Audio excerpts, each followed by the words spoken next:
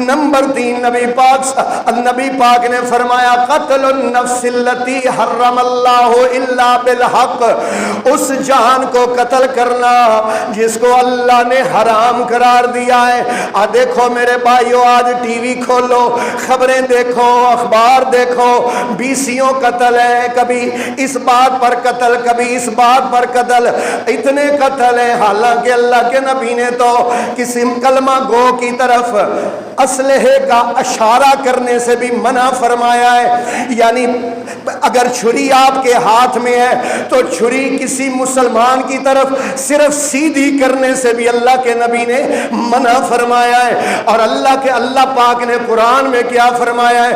اللہ فرماتے ہیں من قتل نفسا بغیر نفس فکأنما قتل الناس جميعا، جس نے ایک جان کو قتل کیا، ایک جان کو بغیر کسی قصور کے، اللہ کے ہاں اتنا بڑا گناہ ہے جیسے کہ اس نے پوری انسانیت کو قتل کیا ہے۔ نبی پاک صلی اللہ علیہ وسلم کا بیٹا حضرت زید رضی اللہ تعالیٰ عنہ ایک جنگ میں ایک کافر کے ساتھ آمنے سامنے تھے۔ جب حضرت زید اس پر غالب آئے تو وہ کہتا ہے اشہد اللہ الہ الا اللہ۔ حضرت زید نے پھر بھی اس پر تلوار کا وار کیا اور اس کی گردن اڑا دی۔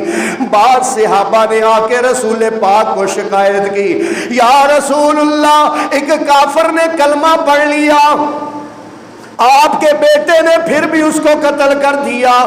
نبی پاک نے حضرت زید کو بلایا اور فرمایا تم نے اس کو کیوں قتل کیا جب اس نے لا الہ الا اللہ پڑھ لیا؟ یا رسول اللہ، اس نے تو لا الہ الا اللہ میری تلوار کے ڈر سے کیا تھا، تلوار کے ڈر سے پڑھا تھا۔ نبی پاک فرماتے ہیں اشککت قلبہ، زید کیا تو نے اس کا دل پھاڑ کے دیکھا تھا کہ اس نے تیری تلوار کے ڈر سے پڑھا تھا یا اللہ کے ڈر سے پڑھا تھا؟ اے زید مجھے یہ بتا، میرا بیٹا کل قیامت کے دن جب اللہ کے سامنے پیش ہوگا وہ لا الہ الا اللہ لے کے آئے گا اللہ کی عدالت میں، بتا تو کیا جواب دے گا؟ بتا تو کیا جواب دے گا جب وہ لا الہ الا اللہ لے کے اللہ کی عدالت میں آئے گا؟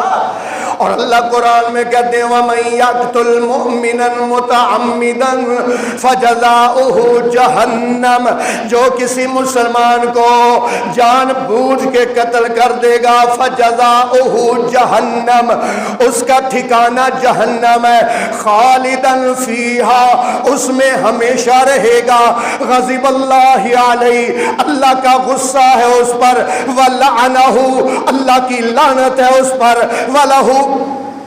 آج ہماری کچہریاں بھری ہوئی ہیں، کچہریاں قتلوں کے کیسوں سے بھری ہوئی ہیں، 302 کے کیس اتنے زیادہ عدالتوں میں لگے ہوئے ہیں۔ لو بھائی، نمبر 1 اللہ کے نبی نے فرمایا شرک بڑا ہلاک کر دینے والا گناہ، نمبر 2 کبیرہ گناہ نبی پاک نے فرمایا جادو ہے، نمبر 3 جو ہلاک کر دینے والا گناہ وہ کسی کو ناحق قتل کر دینا ہے۔ لو بھائی، نمبر 4 بیان کرنے لگا ہوں، 7 رسول پاک نے گناہ بیان فرمائے ہیں۔ جو بندہ بغیر توبہ کیے اگر مر گیا تو سمجھ لو وہ تباہ و برباد ہو گیا۔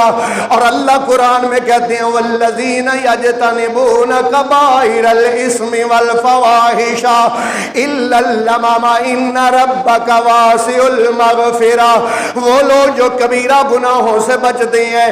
آج انشاءاللہ یہ کبیرہ گناہوں والا سبق یاد کریں گے، سبق سنیں گے اور اپنے دل میں ایک پکا ارادہ کریں گے کہ انشاءاللہ ان گناہوں میں سے کسی گناہ کا ارتکاب نہیں کریں گے، کبائر سے بچیں گے، صغائر اللہ تعالی معاف کرے گا اور فرائض کو انشاءاللہ اہتمام سے ادا کریں گے۔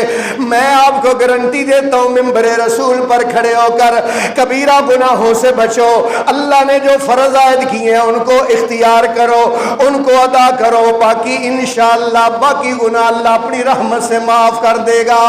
نمبر 1 شرک نہیں کرنا، نمبر 2 جادو نہ کرنا، نہ کروانا، نہ یقین کرنا، نمبر 3 قتل نہیں کرنا۔ لو بھائی نمبر 4 بیان کرنے لگاؤ۔ نبی پاک صلی اللہ علیہ وسلم نے فرمایا اکل الربا، سود کھانا۔ سود کبیرہ گناہ ہے، اتنا بڑا گناہ ہے۔ نبی پاک نے فرمایا درہم و ربن یاکلہ الرجل اشد من 36 زنیۃ، ایک درہم، ایک روپیہ سود کا 36 مرتبہ زنا کرنے سے زیادہ گناہ رکھتا ہے۔ استغفر اللہ۔ آج سود ہمارے ہاں عام ہے، سود کے بغیر ہمارے حکمران کہتے ہیں معیشت ہی نہیں چلتی۔ اللہ اکبر۔ آپ کو پتہ ہے نا وفاقی بجٹ پیش ہوا ہے اسی مہینے میں آپ کو مختصراً تھوڑا سا جو مجھے سمجھ آیا ہے، 17 روپیے ہمارے پاکستان کے بجٹ میں نا 17 روپیے 8 روپیے سود کی قسطیں دینی ہے۔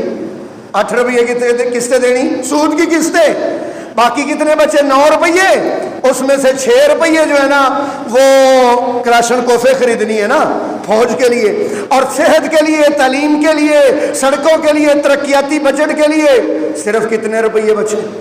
3 روپیے۔ سود کی اتنی قسطیں دے دے، سود در سود۔ پاکستان میں صورتحال یہ ہے کہ سود کی قسطیں اتارنے کے لیے نا سود پہ آگے قرض لیا جاتا ہے۔ اور اللہ قرآن میں کیا کہتا ہے؟ یمحق اللہ الربا ویربی الصدقات، اللہ سود کو مٹانا چاہتا ہے۔ میں پرسوں ایک بہت بڑے یورپ کے بہت بڑے مفکر اور بہت بڑے جو معیشت کے بارے میں علم رکھنے والا ہے اس کی بات سن رہا تھا۔ اس نے سود کے نقصانات بیان کیے کہ دنیا میں اگر آج جمود ہے، دنیا ترقی نہیں کر رہی ہے تو وجہ سود ہے۔ تو اس سے پوچھا گیا کہ اگر سود والے سسٹم سے بچنا ہے تو سود کی بچ تو نہیں سکتے، چھوڑ تو نہیں سکتے، کم از کم اس کی شرح سود کتنی ہونی چاہیے؟ اس نے کہا 0۔ اس نے کیا کہا؟ ادھر توجہ کرو میری طرف، یہی بات اللہ قرآن میں کہتا ہے، یہی بات اللہ قرآن میں کہتا ہے کہ سود کی شرح کتنی کرو؟ 0 کرو، 0۔ فَإِن لَّمْ تَفْعَلُوا، اگر تم نہیں کرتے ہو، فَأْذَنُوا بِحَرْبٍ مِّنَ اللَّهِ وَرَسُولِهِ، تو پھر اللہ اور اس کے رسول کے خلاف تمہارا اعلان جنگ ہے۔ میرے محترم بھائیوں، کوئی بندہ، کوئی ملک، کوئی برادری، کوئی گھر اللہ کے خلاف اعلان جنگ کر کے ترقی نہیں کر سکتا، آگے نہیں بڑھ سکتا۔ ہم اپنے ذاتی طور پر بھی دیکھیں گے کہ کہیں میرا معاملات، میرا کاروبار سود والا تو نہیں ہے، کیونکہ سود اتنا بڑا گناہ ہے، اتنا بڑا گناہ ہے کہ مالک کائنات نے قرآن مجید میں فرمایا یا ایھا الذین آمنوا لا تأکلوا الربا اضعافا مضاعفۃ، او ایمان کا دعویٰ کرنے والوں لا تأکلوا الربا، سود نہ کھانا، اضعافا مضاعفۃ، بڑھا چڑھا کے۔ بھائی نمبر 4 نبی پاک نے فرمایا سود کھانا۔